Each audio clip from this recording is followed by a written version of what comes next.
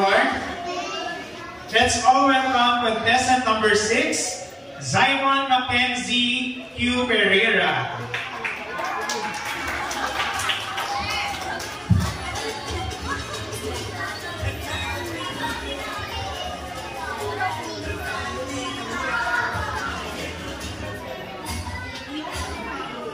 Good morning, Paul.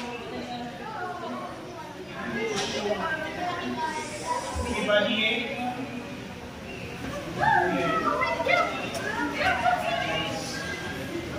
It's so green, fresh and clean. Branches so strong, leaves are long.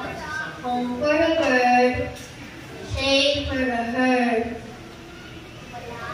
A stone in the nook sits a man with a book.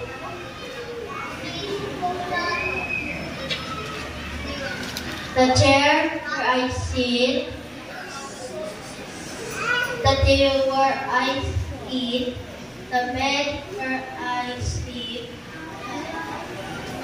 a box for memories I keep.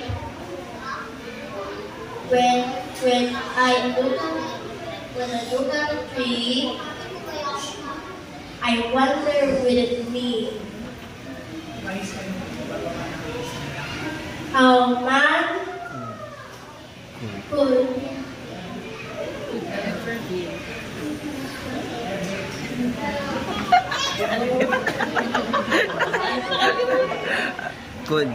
care.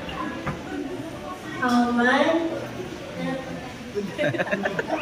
could ever dare For a for a tree not to care.